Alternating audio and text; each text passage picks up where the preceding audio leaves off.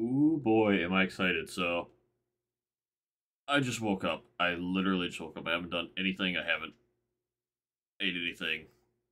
Whatever. I woke up at noon. Doesn't matter. August 6th. Giant Helldivers update coming. I haven't read this blog yet. I haven't seen the video. So, I'm going to go through this because I want to go through this. And I have gone through some big updates for games that I've liked in the past. And I'd like to go through this one for Helldivers. So this is a post by Baskinator on the official PlayStation blog. So if you haven't seen the Escalation of Freedom video yet, and you don't want any of that to be spoiled, just dip out to the official Discord, the official YouTube, the official blog, and watch that video now, because that's probably where I'm going to start. So you can probably skip past that in the video, but I mean, I might pause it and talk about some things. I might not. I'm not sure. Depends on what I see in it. So we got Baskinator's giant post here.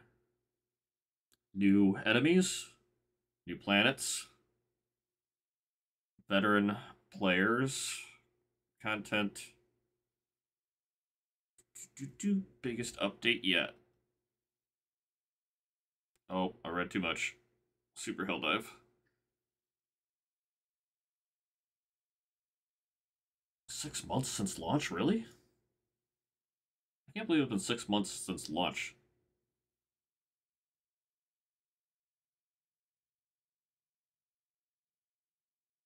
Okay, so I'm gonna jump. Oh, really? Oh man, you're gonna know too much now.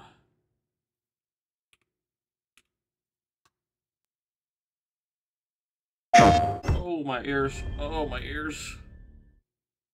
Okay.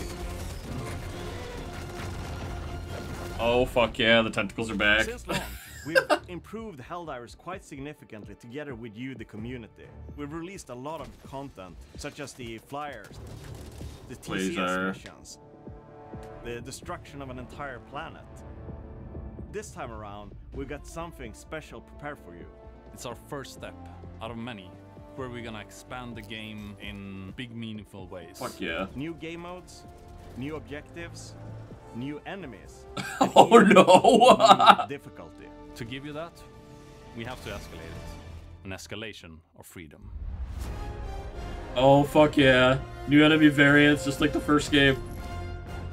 When freedom escalates, its opponents escalate. We're bringing back a fan favorite from Helldivers 1. The Impaler. Yeah. Beast, known as the Impaler. Fuck yeah, let's fucking go. When you're playing against Terminates, you can always try and run away. The Impaler ruins that plan. They will maybe cut off your escape route, and then you will probably have to stay. Or you can fight the tentacles. Oh my god, where's my rumbler? This one has fog traveling around it. Oh fuck. It's moving, so it's gonna come right out of the fog and scare the lights out of you. The automatons are bringing in artillery. A big tank that shoots rockets. What the fuck is that? You can see it aim towards the skies and fire rockets in the air. Oh god, it's an MLRS. In addition, you'll face off against heavier, more deadly brood commanders. Super commanders. The allies that it spawns will not be the ones that you used to. Oh my god. It spawns like difficulty baby 10 brood has commanders. more enemies than we've had before on lower difficulties. We've really ramped it up. It's meant to feel like a real progression from 9 to 10. Fuck We're yes. also introducing a larger type of outpost, and it's going to be a real challenge to take on these massive fortresses. But if you manage to do so, there will be great rewards waiting for you. Oh yeah, you're gonna be more rewards for these What difficult would 10? the galaxy be without planets? Therefore, we wanted to spook it up with a new version of the swamp environment. Oh no, fog swamp. Fuck off. The acid storm weather effect now comes with a new mechanic.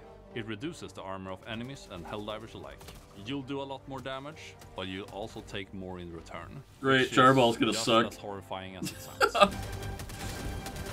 In Escalation of Freedom, we have new objectives coming in, like the Retrieve Larva mission, where you find this backpack with little crying larvae that you need to reach the extraction with.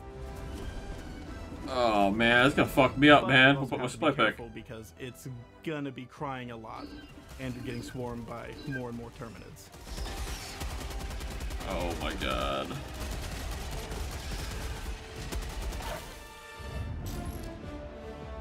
With the Second Galactic War in full swing, Super-Earth is currently battling the automatons and the bugs for control of the Milky Way.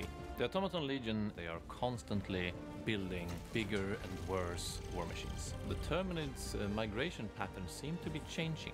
There's also been some irregular readings of the Terminid spores. In the various sectors Super where the spores. Terminids are spreading.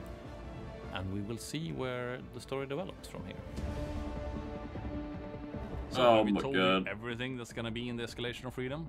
Of course we haven't. We have many more surprises in store for you. A surprise here and there that you maybe didn't expect. On August 6th, I'm ready to dive, and I hope you are too.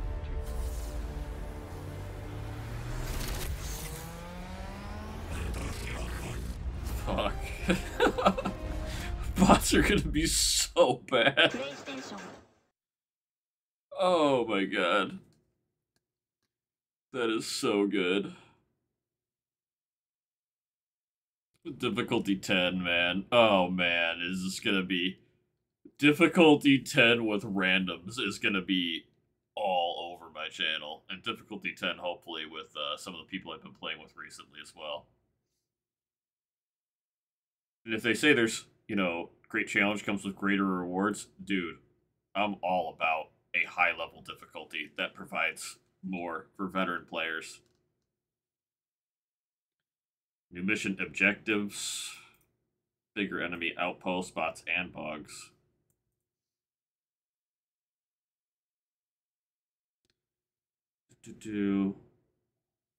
Our new mission objectives will be playable on other difficulty levels. That's good to know. The Impaler.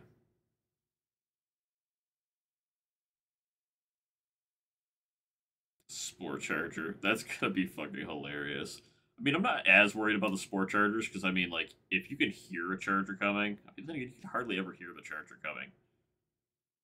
Terminid Alpha Commander.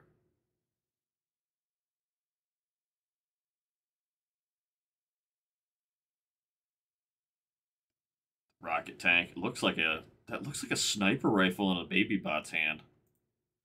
Can I open that up? Yeah, he looks like he's got, like, a machine gun. They've got, like... It's a jetpack squad. It looks like he's got a bigger machine gun rifle.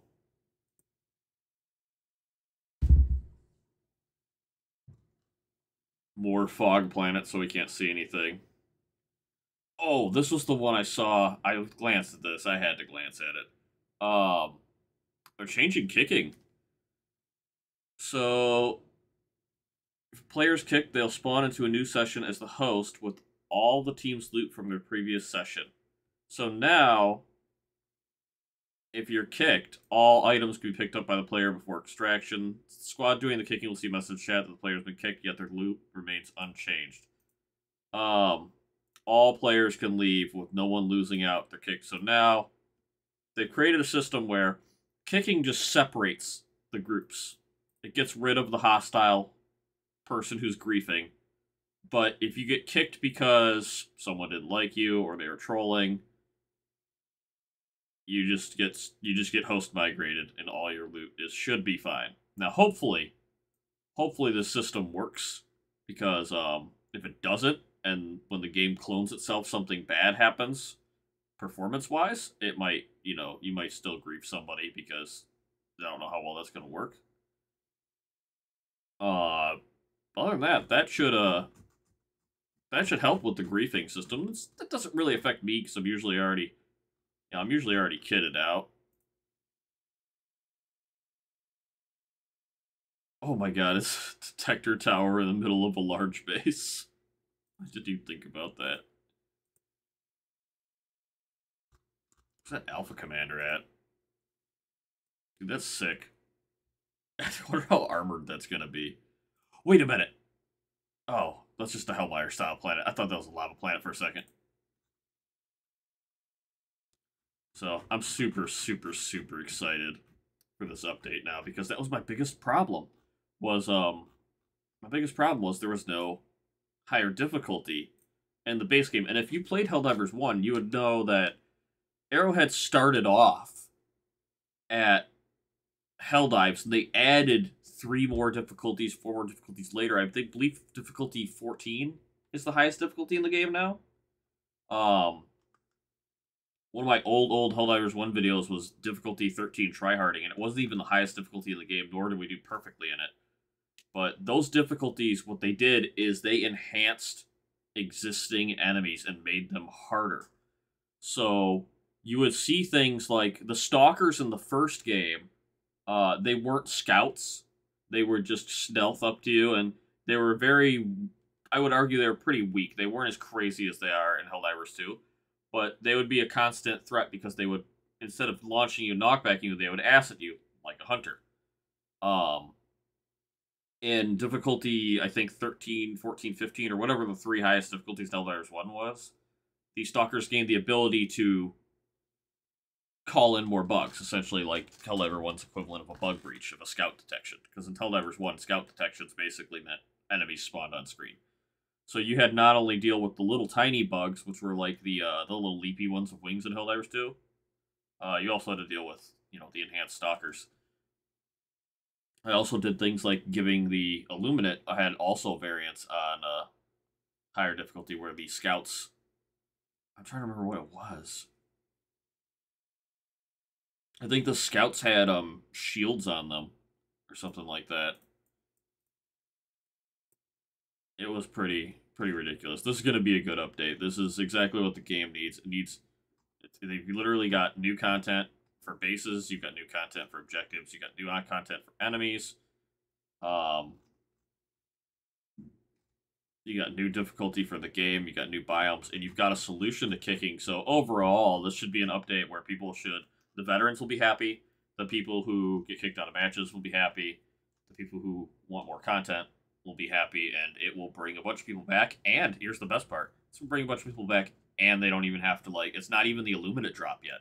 This is just the first major update, and this is why I'm not worried about everyone who is a doomsayer when it comes to Helldivers 2, because I know Arrowhead is constantly iterating and cooking on this game, and they don't tell us everything, but if you just look at how they handled the first Helldivers, like if you played the first Helldivers, you'd understand that they supported that game for so long, and they kept adding these small to moderate updates that would add a bunch of stuff to the game years later, like way past the normal support of a game.